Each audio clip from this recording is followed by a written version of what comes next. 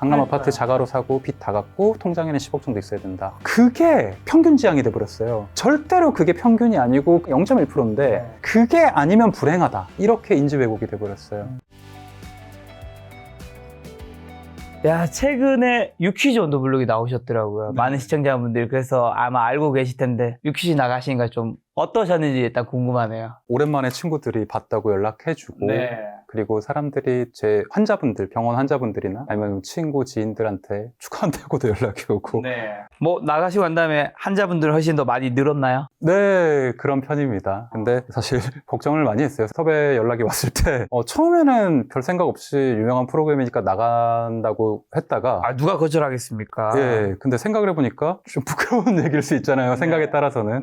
굉장히 많은 사람들 앞에 얘기하기가 저는 괜찮은데 어떤 사람들은 이거를 어리석다, 멍청하다, 저 의사가 오히려 저런 얘기를 하는 거 보면 신뢰도가 떨어진다 이렇게 생각하실 수도 있으니까 거기에 대해서 잠깐은 고민했던 것 같습니다. 어떻게 보면 30 중반쯤에 주식 투자로 큰 금액 날리신 그런 이야기를 다 공개한다라는 게 좀 부끄러울 수도 있네. 사실 근데 제가 누구나 실수를 하잖아요. 어떤 걸 숨기거나 어떤 거를 막 과시하고 멋있어 보이려고 하고 잘난 척하고 사실 그런다고 신뢰감이나 권위가 생기지 않는다고 생각해요. 그리고 제가 예전에는 그런 것들에 되게 집착을 했어요. 막 서울대병원 의사, 뭐 내가 뭐 굉장히 젊은 나이에 성공하고 남들이 보이는 되게 뭐 강남 아파트나 이런 것들 그런 거에 대한 집착이 되게 심했는데 사실 그런 거에 권위가 이런 눈에 보이는 것에 대한 집착이 어쩌면 열등감의 다른 표현이었고 내가 부족하고 고민하는 성장하는 시간을 이렇게 보여주고 싶었어요. 지금 2030 청년분들한테 여러분들 생각에는 의사면 되게 현명하고 똑똑하고 이성적인 사람이라고 생각하실 수도 있는데 저처럼 공부를 열심히 한 사람도 이렇게 누구나 할 수 있는 바보 같은 실수로 우울증에 걸리고 그걸 어떻게 정말 버티고 극복하는 이런 모습을 보여드리면 많은 분들이 좀 용기가 되지 않을까. 지금 방송에서 이제 말씀하신 대로 자신의 치부인 투자 실패담을 이제 고백하셨는데 이게 또 뭐 건의라는 것과 관련해서 하실 이야기가 있다고요? 사실 저는 그 말을 되게 싫어해요. 제가 한 의대생이던 시절이나 제가 학생 아니면 뭐 레지던트 이런 시절 거의 한 20년 전이긴 한데 그때랑 비교하면 의사들이 사실 굉장히 대중의 미움을 많이 받거든요. 저는 그 이유가 의사의 권위라는 이런 어떤 버벌팀 말 때문이 단어라고 생각합니다. 아까도 말씀드렸듯이 권위에 집착을 하는 거는 본인의 열등감을 감추려는 어떤 그런 행동이라고 생각을 해요. 인간 사이의 존중이나 어떤 믿음 같은 거는 내 실수를 인정하고 보여주고 내 과정을 솔직하게 오픈할 때 그 사람들이 눈에 보고 이해하고 인지하고 이해하는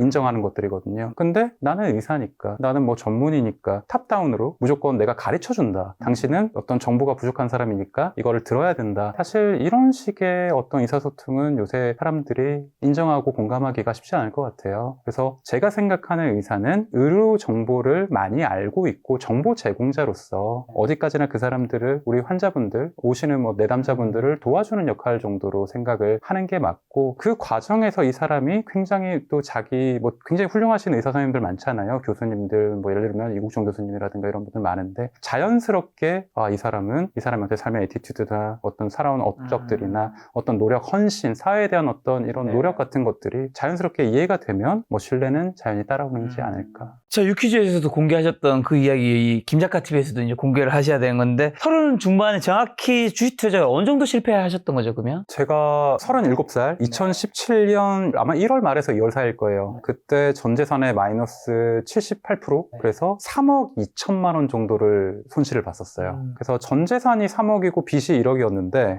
3억 2천을 날렸으니까 빚만 남은 거죠.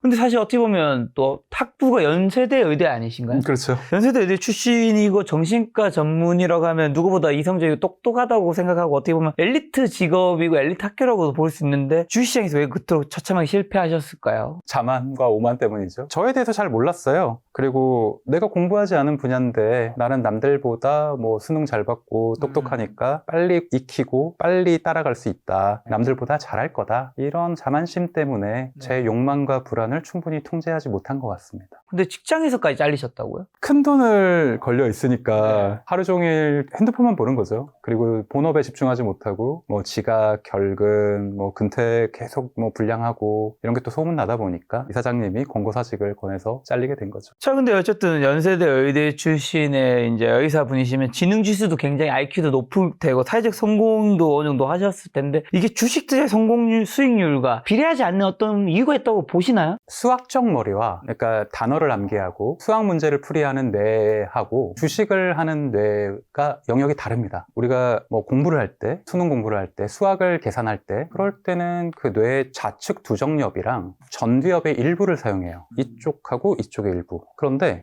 주식 투자를 할 때는 이게 굉장히 복합적인 고차원적 사고 과정이기 때문에 전두엽 그리고 감정 조절을 해야 되니까 편도체 그리고 측자회 그리고 섬엽이라고 하는 인슐라 그리고 이 인슐라라는 부위는 위험을 회피하는 영역이고 그리고 또 한 가지는 후두엽과 두정엽의 네트워크 한마디로 뇌 전체를 사용해야 돼요. 단순히 인지적이고 논리적인 능력만 있어야 되는 게 아니라 어떻게 보면 내가 거기서 생기는 감정과 불안, 욕망, 도파민 모든 것을 조절하면서 최선의 판단을 내려야 되는 거기 때문에 어떻게 보면 아예 차원이 다른 레벨의 작업인 거죠. 그리고 사실 수학 문제 같은 거는 정답이 있잖아요. 근데 주식 같은 거는 정답이 없잖아요. 그만큼 변수와 감정이 들어갈 영역이 많아진다고 보시면 됩니다. 실제로 이제 말씀해 주시는데 저 주식장 들여다볼 때 우리 내 전두엽과 변연계사에서 어떤 싸움이 일어나는 거죠? 전두엽은 굉장히 이성적으로 명령을 내려요. 예를 들어서 제가 정치 테마주에 홀렸다고 예를 들어볼게요. 사면 안 되는데 네 알아요. 이거 정치 테마주 2년 전에 했을 때도 망했고 몇 번 했다가 또 정말 크게 손실을 받고 근데 상한가로 계속 가는 걸 보고 네이버 일면에 계속 나오는 걸 보니까 사고 싶죠.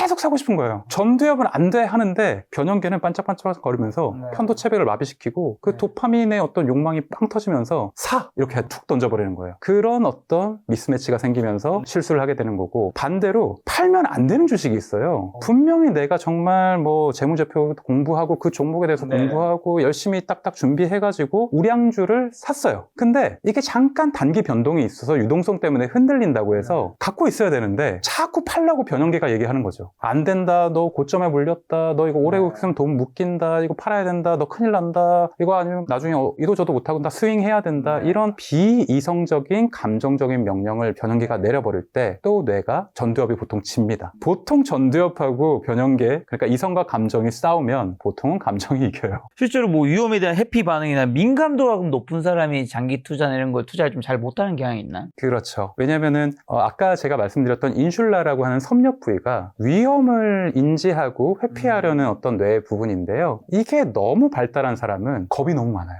그리고 뭔가를 오래 붙들고 있지 못해요. 장기 투자를 못해요. 왜냐하면 주식이라는 게 너무 변동성이 많고 지정학적 이슈도 있고 또 너무 TMI로 뭐 정보가 요새 너무 많잖아요. SNS나 여러 가지 어떤 유튜브나 이런 챗GPT도 그렇고요. 그러다 보니까 고민이 너무 많아지는 거예요. 생각이 많아지고 불안이 많아지는 사람이 불안 민감도가 높은 경우에는 대부분 주식을 오래 홀딩하지 못하고 팔아버립니다. 그럼 뭐 그런 이유로 이렇게 파는 건 알겠는데 실제로 그럼 좀 민감한 성격을 가진 분이나 아니면 스트레스에 대한 이제 반응 지수가 높은 사람들 있잖아요. 그렇죠. 이런 분들이 주식 투자를 좀 못하는 경향이 좀 더 높긴 한가요? 맞아요. 그러니까 단기적으로 보면 그 사람들이 더 잘할 수도 있어요. 근데 이런 사람들은 안테나가 너무 많이 서 있다고 보시면 돼요. 위험 회피에 대한 어떤 안테나 반응성, 자극 민감도가 너무 발달한 사람들은 뇌가 너무 빨리 피곤해져요. 번아웃이 빨리 온다는 거죠. 그러니까 이런 사람들은 단판 승부 아니면 단기 승부에서는 오히려 남들보다 높은 성공, 높은 수익률을 올릴 수 있겠지만 투자라는 게 뭐 5년, 10년 아니면 그 이상을 해야 되고 되게 장기적으로 봐야 되지 롱이잖아요. 그렇게 볼 때는 이런 사람들은 어떻게 보면 직접적으로 자기가 종목의 주식을 투자를 하는 거는 맞지 않을 수도 있다고 생각합니다. 저 근데 하락장보다 상승장에서 개인 투자자에 더 큰 돈을 잃는 경우가 많다고 하는데 이익을 보고 있을 때 멈추지 못하고 불타기를 하게 만드는 심리는 뭘까? 포모 증후군이 첫 번째 문제고요. 두 번째는 성인 ADHD 때문이에요. 이게 저는 연관이 돼 있는 어떤 프로세스라고 보는데 포모 증후군은 아마 다들 아실 거예요. 그 피어 오브 미싱 아웃이라고 해서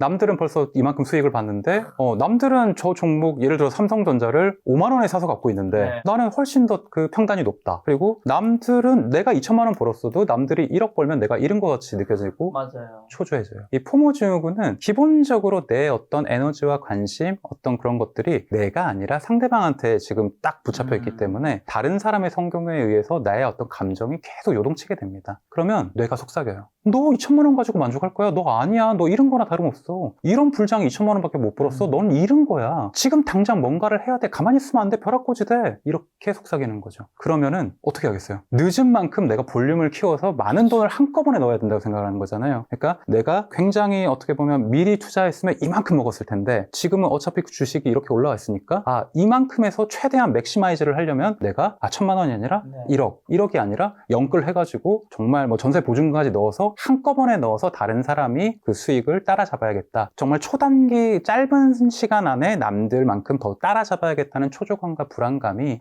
포모 증후군으로 인한 어떻게 보면은 집중력 저하, 인지 저하를 만든다고 봅니다. 근데 그렇게 되면 이 사람이 보통 역사적 고점에 물릴 경우가 많거든요. 근데 뭐라도 해야 된다는 어떤 압박감과 불안이 계속 있으면 내 욕망은 그대로거든요. 채워지지 않는 내 도파민은 그대로예요. 불안과 욕망이 이렇게 화학작용을 일으키면 아무 행동이나 하게 돼요. 너무 불안하니까 뭐라도 하고 보자 이렇게 된다는 거죠. 그러면 주식을 사고 팔았다, 내동매매를 하고 또 뭔가를 하고 그러다 보면은 계속 안 해야 될 비이성적인 감정적인 투자를 하게 되는 걸로. 그런 심리도 있는 것 같아요. 예를 들면 뭐 삼성전자든 하이닉스든 아니면 뭐 요즘에 오르고 있는 로봇이든 이전에 많이 올랐던 조방원이든 이렇게 계속 오르고 있으면서 뭐 신고가를 치는 종목이 있으면 설마 내가 이 계속 오르고 있는 와중에 내가 최고점을 찍진 않겠지라는 심리가 사실 있거든요. 그러니까 뭐 이런 거잖아요. 내가 설마 고점일까? 이렇게 오르는데 내가 사면 떨어진다고? 그러니까요. 이게 말이 되나? 뭐 나는 뭐 정말 무슨 뭐 전생에 죄를 지었나? 왜 내가 주식을 사기만 하면 떨어지는 거지? 이렇게 생각하시는 분들이 있어요. 그런 분들이 대부분 저는 확증 편향에 오르거나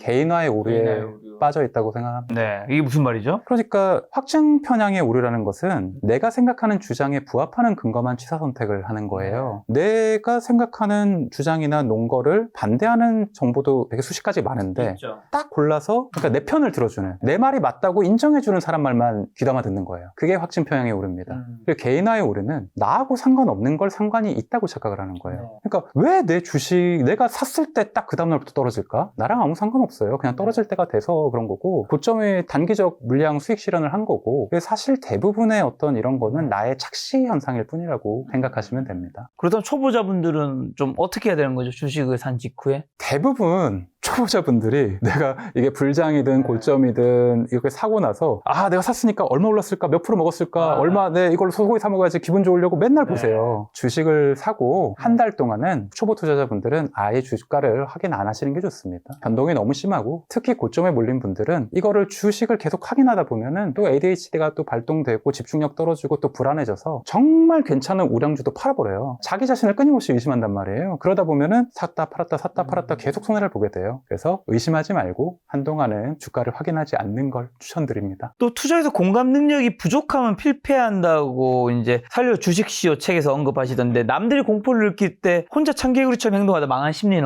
뭔가요? 그거죠. 완벽주의적인 강박, 뭐 나는 틀리지 않았다는 고집, 어떤 현실 회피, 그리고 저는 나르시시즘일 수도 있다고 생각합니다. 나는 틀리지 않았다. 항상 옳다. 끝까지 내 자존심, 내 어떤 내가 맞다는 거를 증명해 보이겠다. 그런 사람들은 이 주식을 투자나 어떤 이런 공부의 개념이 아니라 승부, 내가 이겼다, 졌다, 내가 자존심이 상했다 이런 식으로 인지하고 있기 때문에 어떻게 보면 그런 감정적인 태도는 투자를 장기적으로 봤을 때는 굉장히 위험한 요소라고 생각을 하죠. 그리고 또 팔기 전까지 손실이 아니다 하면서 버티는 건 건강한 존버일까요? 아니면 정신승리일까요? 경우에 따라 다르겠죠. 그러니까 우량주를 사서 내 여윳돈으로 샀고 굉장히 분산 투자를 했고 이게 레버리지도 안 썼으면 이거는 건강한 버티기가 될 것이고 만약에 반대로 영끌을 했고 올인을 했고 뭐 우량주도 아닌 정시 테마주로 이걸 남이 좋다니까 그냥 샀고 아무 무비판적으로 해서 뭐 정말 비투 올인 레버리지 이런 거라면 그거는 굉장히 문제가 있는 행동이라고 볼 수 있겠습니다. 아까 초반에 이제 본인의 실패담 얘기해 주셨는데 공부를 잘 안 하시고 잘 모르는 영역인데 이제 내가 의사니까 뭐 똑똑한 학교를 나왔으니까 잘 하겠지라는 생각을 하고 접근하셨는데 실제로 돌아보면 그 당시에 투자를 실패한 원인은 정확하게 좀 더 구체적으로 뭐 때문인가요? 그냥 테마주를 따라가셨나요? 저는 포모 증후군이 굉장히 심했어요. 그리고 성인 ADHD도 있었던 것 같습니다. 뭐라도 해야 된다는 생각이 너무 강했고 내가 한 판단을 스스로 믿지 않았어요. 스스로에 대한 자존감도 되게 낮았고 그리고 가장 중요한 거는 내 본업이 그게 아닌데 내가 이걸 쉽게 쉽게 성공할 수 있을 거라고, 쉽게 돈을 벌 수 있을 거라고, 쉽게 주식에서 좋은 결과를 얻을 수 있을 거라고 근거 없는 믿음을 가진 게 가장 큰 페인이라고 생각합니다. 근데 포모라는 게 혹시 정확히 좀 어떤 의미인지, 왜냐하면 연세대 의대를 졸업하시고 정신과 전문의시면 사회적으로 어쨌든 고연봉에 해당되잖아요. 그러니까 포모에 해당하기보다는 어쨌든 남들보다 더 많은 돈을 벌고 있기 때문에 포모에 좀 휩싸이지 않으실 것 같은데. 저는 그때 어떻게 보면 부모님이 약간 경제적으로 어려운 편이셨고, 저희 부모님이 집도 없었어요. 뭐 아무튼 경제적으로 많이 어려우셨고, 그래서 저는 부모님한테 생활비도 드려야 됐고, 그러니까 상대적으로는 제가 가난하지 않다고 볼 수도 있겠죠. 그러니까 좀 국민 평균이나 어떤 이런 걸 따지면, 그리고 제가 그때 뭐 전문의로서 돈도 벌고 있었으니까. 근데 저는 그때 학자금 대출도 있던 상황이었고, 그리고 여러 가지를 봤을 때 또 주변 내가 내 근처에서 또 아무래도 또 열등감을- 연대 의대 졸업한 그렇죠. 주변 동기들은 또 비교하게 되잖아요. 굉장히 잘 나가고. 그리고 또 정신과가 뭐 성형외과나 이런 어떤 정형외과, 아니면 피부과 이런 연봉의 3분의 1, 4분의 1밖에 안 돼요. 그래서 그만큼 마음이 급했죠. 그리고 물려받은 재산이 또 되게 많았던 친구들도 있고, 뭐 결혼하면서 부모님이 뭐 반포에 집을 사줬다. 이런 친구들까지 있기 때문에 사람 만족을 모르잖아요. 그렇죠. 그러니까 자기 밑을 생각을 안 하고 끊임없이 자기 위를 올려보면서 스스로를 비교, 불안 중독에 빠뜨리는. 그러니까 사실 내가 그때 지금 생각해보면 왜 그렇게 초조했나, 이게 안타깝지만 그 당시에는 그 속도 빨리 부자가 되고 싶다, 다른 친구들을 따라잡고 싶다, 이러다간 벼락거지가 되고 나는 결혼도 못하고, 그리고 이러면 난 정말 불행해진다, 이런 인지 왜곡이 있었던 것 같습니다. 자, 그럼 포모에 대해서 제가 좀 더 깊게 들어가 보면, 요즘에 돈과 행복을 비교하면서 스트레스 받는 분들이 많은데, SNS를 보면서 타인의 화려한 삶과 나를 비교하면 우울해지는 카페인 우울증이라는 게 뭐예요? 카카오톡, 페이스북, 인스타 그 우울증 얘기하시는 것 같은데요. 저는 뭐 포모 증후군에서 파생된 비슷한 얘기라고 생각을 합니다. 그러니까 우리나라 와이파이가 너무 심하게 좋아요. 내가 스스로 명상을 하고 눈을 감는다고 해도 다른 사람이 뭐 어떤 시계를 찾고 어떤 차를 타고 다니고 이번 휴가 때는 어디 비즈니스 클래스를 이렇게 플렉스를 하는 거를 너무 TMI가 많거든요. 근데 그렇다고 내가 그 카페인, 카카오, 인스타, 페이스북을 완전 다 차단할 수 있느냐? 그럼 사회적으로 고립되죠. 코로나 이후에 내가 사회적으로 채널이나 그 의사소통 커뮤니케이션 수단은 그거밖에 없는데, 내가 이거를 차단하는 순간 나는 너무 외로워지니까 이거를 열어놓을 수밖에 없는데, 이걸 열어놨을 때 오는 거는 끝없는 불안과 비교, 그리고 나에 대한 어떤 압박감. 안 돼, 너 가만히 있으면 안 된다, 투잡 뛰어야 돼, 너 요새 본업만 해도 된다고 생각하는 사람이 없잖아요. 삼성전자를 다녀도 투잡을 해야 되고, 공무원을 해도 뭘 해야 되고, 너 투자해야 돼, 비트코인 뭐 주식해야 돼, 뭐 재테크 해야 돼, 뭐 부동산 공부해야 돼, 뭐 스터디 해야 돼, 뭐 재개발 재건축 이런 거 따라가야 돼, 경매까지 배워야 돼. 한 사람이 내 본업만 하는 그 어떤 과제가 주어진 게 아니라, 우리나라 지금 특히 2030 젊은이분들한테는 내가 1인 다역, 멀티태스킹의 어떤 규제를 강요받고 이거를 정말 억제받는 이런 어떤 환경이 아닌가, 그런 마음이 있어서 전 되게 안타까워요. 그러면 이 포모에서 좀 어떻게 해야지 조금 벗어날 수 있어요? 저는 이제 얼마 전에 저도 비슷한 사례가 있어서 느꼈던 게, 저는 그래도 어느 정도 이제 시간이 지나면서 성숙해지면서 남들과 저를 조금 비교를 안 하고 있다고 생각했는데, 제가 이제 정확하게는 유튜브로 2018년에 시작해서 지금 이제 2025년 12월에 뭐 재테크 채널 중에서는 가장 큰 채널 중 하나란 말이죠. 제 위에 이제 뭐 슈카월드라든가 삼프로 TV가 있긴 하지만 그 밖에는 제가 이제 뭐 구독자로는 뭐 조회수로든 어쨌든 굉장히 큰 채널 중 하나인데, 저 얼마 전에 놀랬던 게, 저라고 해서 언제나 잘하는 건 아니잖아요. 월별로 뭐 누적 조회수라든가 구독자 증가폭이 좀 떨어질 때가 있는데, 추격하는 채널들을 보면서 제가 약간의 불안감을 느끼는 걸 보면서, 아, 나도 포모에서 완전히 이게 밑에 있는 사람도 느낄 수 있고 중간에 있는 사람도 느낄 수 있고 좀 위에 있는 사람도, 이게 위치에 따라서 좀 덜 느낄 수도 있겠지만 모두가 느낄 수도 있는 거구나 생각이 들더라고요. 어떤 부자나 아무리 성공한 사람이라도 나이를 먹고 그 성공이 영원하진 않잖아요. 맞아요. 뭐 화무심이로라고도 하잖아요. 그렇죠. 그러니까 사람이 그 분야의 최고에 오른 사람들은 더 이상 남들과 비교할 수 없을 만큼 탑이 된다고 해도 자신의 전성기와 자기를 또 비교하면서 열등감을 가집니다. 근데 이 포모 증후군이라는 것은 비교와 열등감, 이런 두려움, 본능이라는 것은 인간의 굉장히 원초적인 감정이에요. 너무 당연하다는 거죠. 이걸 아예 부정할 수는 없어요. 왜냐면 비교 안 하고 살 수는 없잖아요. 뭐 예를 들어서 비교를 안 한다는 거는, 이건 정신승리밖에 안 되는 게, 뭐 예를 들어서 너 공짜로 집을 줄 건데 반포 아파트랑 굉장히 고시원 런던, 둘 중에 뭘 선택할래? 비교를 안 하면 둘 중에 하나 랜덤으로 가져가야 되잖아요. 그렇죠. 근데 우린 선택을 선택을 한단 말이에요. 비교가 나쁘진 않아요. 하지만 비교를 하는 것이 타인과의 나의 경계가 무너진 상태에서 다른 사람을 너무 따라가고 다른 사람을 너무 추종하는 상태고 숫자에 너무 집착하는 상태라면 그 비교가 자신에게 그거는 그 자신의 감정을 공격하는 자해행위일 뿐이다. 이렇게 생각합니다. 그래서 저는 어쩔 수 없이 포모 증후군이 생기고 다른 사람이 부럽고 열등감이 생길 때 자기 자신한테 더 집중하기를 부탁드려요. 내가 자신이 없기 때문이거든요. 내가 불안하기 때문인 건 내가 여유가 없고 내가 자존감이 아직 높지 않아서 그렇거든요. 내가 어떤 사람인지 더 깊게 파시고 내가 본업에서 어디까지 이룰 수 있는지 내가 지금 할 수 있는 것과 할 수 없는 것을 구분하세요. 왜냐면은 예를 들어서 포모 증후군에 걸린 2030 젊은이들이 저희 병원에 진짜 많이 오세요. 뭘 원하냐? 아 선생님 저는 한강뷰 아니면 한강물이에요. 반포 아파트 사야죠. 아이 뭐 저는 째째하게 그냥 뭐 경기도 아파트 뭐 이런 뭐 20평대 이런 거 안 합니다. 무조건 반포 40평대입니다. 그때까지 일직선입니다. 그거 아니면은 뭐 저는 아무 의미 없어요. 이렇게 되는데 내가 갑자기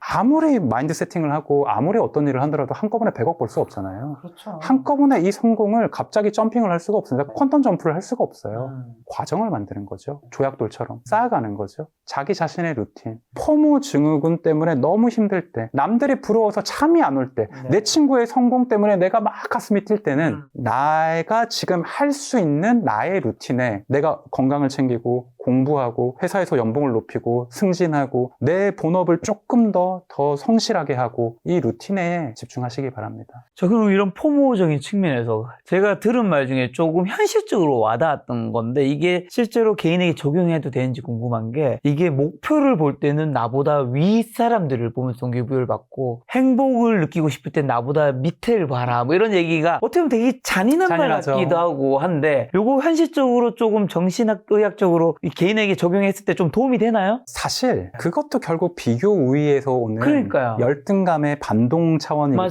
때문에 좋은 건 아닌가요? 나쁜 도파민이에요. 그렇죠. 되게 단기 리미티드 그러니까 유통기한이 너무 짧은 도파민이에요. 나보다 못하는 사람들 보면서 나는 얘보다 낫네. 심지어 또 뭐 이런 말 해도 되는지 몰라. 나락간 연예인들 보면서 뭐 내가 더 행복하네 이런 식으로 하는 건 되게 나쁜 도파민이에요. 도파민이 아니라 안정적인 루틴과 세로토닌 그리고 내가 어떻게 하루하루 쌓아가서 내가 지금이 아니라 3년 후, 5년 후, 10년 후에 발전돼 있을 거를 계획을 하시고 그리고 불안하면 일기를 쓰십시오. 가계부 쓰시고 일기를 써요. 그 안에 제 모든 게 다 있어요. 내 감정과 나의 어떤 재무제표, 나의 종목으로 치면 나의 현재가죠. 그리고 PBR, PER 이런 게 다 나올 겁니다. 일기를 써야 돼요. 가계부랑 일기를 정말 꼼꼼하게 쓰다 보면 나의 어떤 회계가 나오고요. 거기서 다음 분기 이익을 추산할 수 있고 앞으로 내 방향을 어떤 식으로 가져야 될지 거기서 답이 나올 거예요. 이게 무슨 말이냐? 사람은 은근히 자기 자신에 대해서 잘 모릅니다. 저도 그랬어요. 어떤 사람들이 물어요. 선생님 어떤 사람인가요? 저 정신과 의사죠. 뭐 연세대 나왔고 지금 뭐 병원 운영하고 이거는 나의 스펙이에요. 그렇죠. 근데 그 안에 있는 내가 어떤 사람인지는 우리가 고민해 본 적이 너무 오래됐을 겁니다. 그러니까 이게 눈에 보이는 어떤 숫자나 이런 거에 너무 연연하다 보니까 우리는 사람을 어떤 나의 생산성, 나의 어떤 경제적 가치, 잠재 가치 이런 거에만 생각이 있는데 어떻게 보면 나의 감정적인 정체성이나 내가 어떤 거에 대한 호불호나 뭐 흔히들 말하는 뭐 성향 있잖아요. 성격, 기질, 뭐 흔히들 말하는 MBTI 이런 것들을 통해서라도 내가 어떤 사람인지 깊숙이 고민을 해보면 이게 항상 도움이 되는 거 아니에요. 그러니까 내가 어떤 사람인지를 안다고 갑자기 부자가 되는 건 아니에요. 근데 나의 욕망을 알고 나의 멘탈을 알고 내 불안을 알고 이 내 자존감을 형성해 가는 사람들은 위기 상황에서 공황에 빠지지 않습니다. 실제로 돈이 많으면 행복할 것 같은데 부를 이룬 환자들도 고민을 많이 가지고 있나요? 많죠. 그 사람들도 포모 증후군에 시달리죠. 50억 부자는 100억 부자 되고 싶어하고 100억 부자는 500억 부자 되고 싶어하고 사실 경제적인 것에 대해서 행복의 도파민을 찾으려고 한다면 그 방향성이 잘못됐다는 걸 깨닫기 전까지 계속 거기에 집착합니다.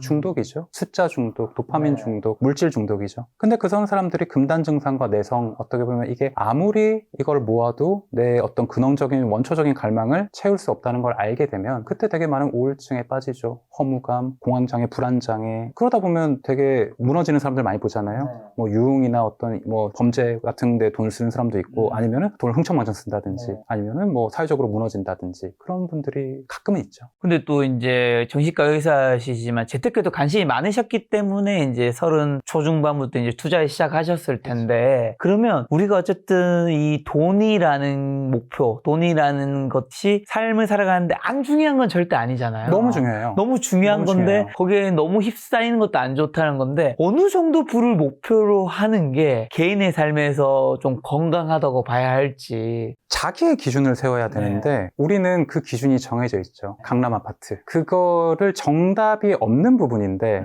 정답이 없어야 되는데 그게 정답이라고 강요받고 있죠.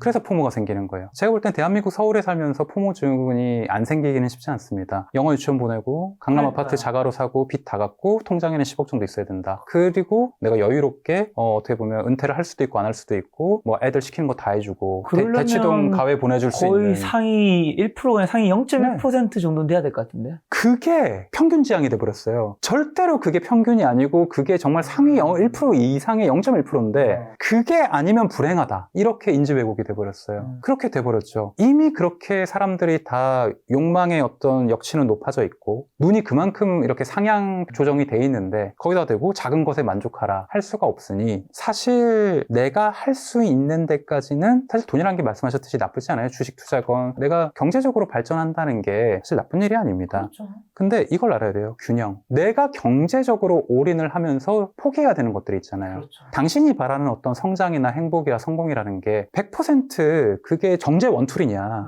돈 원툴이냐 그렇진 않죠. 저는 그렇진 않거든요. 왜냐하면 건강도 중요하고 발전, 경험, 뭐 이 사람이 얼마나 많은 뭐 어떤 언어를 배웠느냐, 능력이 있느냐, 여러 가지 뭐 세계 일주를 해봤느냐, 아니면 뭐 체력, 마라톤을 뛸 수 있는 체력이 있느냐, 아니면 내가 다른 사람들하고 굉장히 많은 어떤 소통과 합법, 화술, 아니면 뭐 종교적으로 굉장히 내가 만족감을 느낀다. 그러니까 사실 내가 인생에서 가장 중요한 재화는 사람들은 돈이라고 생각해요. 저는 시간이라고 생각합니다. 그리고 건강이죠. 한정된 시간과 건강 속에서 저도 그래요. 제가 사실 지금까지는 주식 실패한 후 몇 년 동안은 정말 그 실패한 인생을 만회하기 위해서 열심히 돈을 버는데 굉장히 좀 집중을 했다면 제가 이제 81년생이니까 44살, 45살이죠.